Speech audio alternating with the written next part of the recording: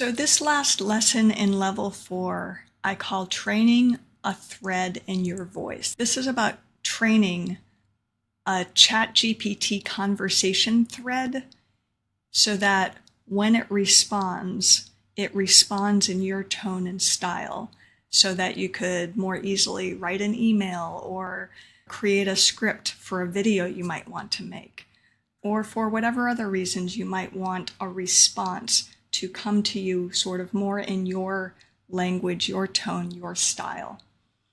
By training a conversation thread in your voice, it's an exciting way to make AI interactions more personal and efficient.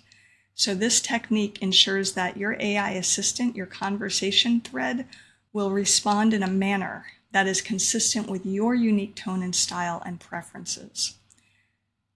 If you do go and create a custom GPT, you can then use this information in the instructions of the custom GPT so that the outputs of that custom GPT really resonate with your tone and style. So the instructions here are pretty straightforward. I had another person go through it. They had no problem sort of following the instructions. So just get a solid writing sample. The bigger the writing sample, the better, so that it really has a lot of context about the way that you speak or the way that you write. If you only give it a little paragraph, it really just doesn't have all that much information to go off of. It could be an email, a journal entry. Some of our cathartic journaling is interesting sometimes because it's a different type of tone and style in our cathartic journaling than we use for, say, writing an email. Just any piece of content that you feel reflects your natural tone and style. Alternatively, you could just have a natural conversation with ChatGPT on whatever subject you have a deep interest in. So you could go into a conversation thread with ChatGPT and say, let's have a role play exercise. I'm going to be an expert in this topic, and you've come to me to tell you what I know about it. So ask me a question on the topic and I'll answer, and we'll just keep going from there. Something like that. And then just have that conversation and be very genuine and natural in your language as you're explaining this topic that is close to your heart. Once you kind of have this conversation and you've got a good amount of context there, now you can go to step 2. So if you're doing option 1 and you're providing a bunch of context, then you would say, here's a sample of how I usually write.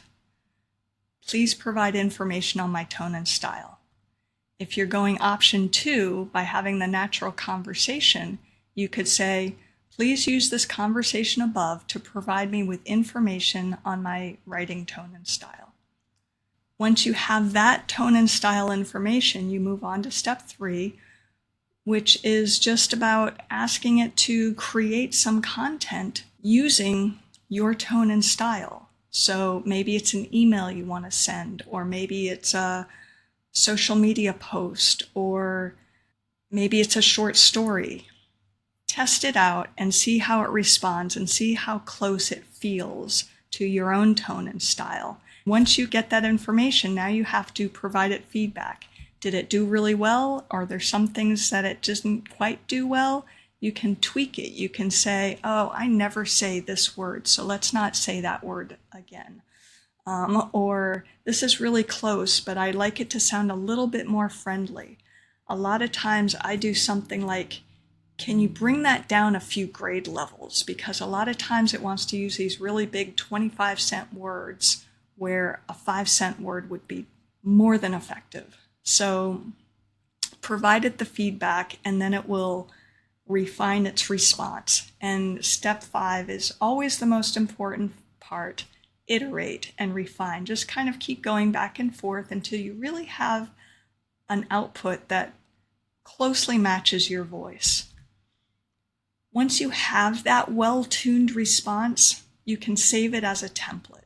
So you're going to ask it, please create a prompt based on what you've learned about my tone and style that I can use in the future to effectively train other conversation threads in my voice, tone, and style.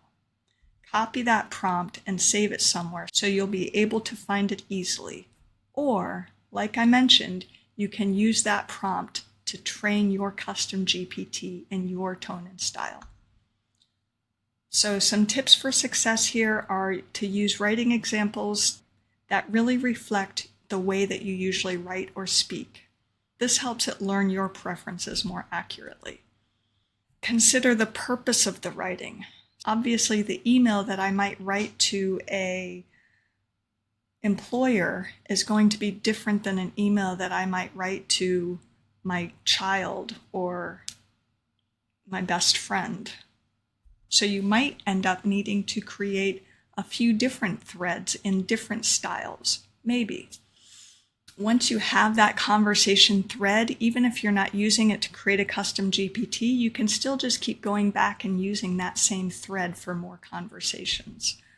The third tip here is to be patient. It might take a few iterations to get the AI to match your voice. It may not actually ever match it perfectly, but it should get you 98, 99% of the way there. You take that output, you tweak it a little bit, good to go. You have just saved yourself a lot of time, especially if you're an overthinker like me. And the last tip here is to explore variations, to experiment with different types of content, to see how AI adapts to various contexts. And this is going to give you a better understanding of its capabilities. For instance, you could say, please use my usual tone and style, but make it friendly or serious or professional or fun, just to see what it gives you and to give you a sense of ways that you might be able to communicate differently in different situations.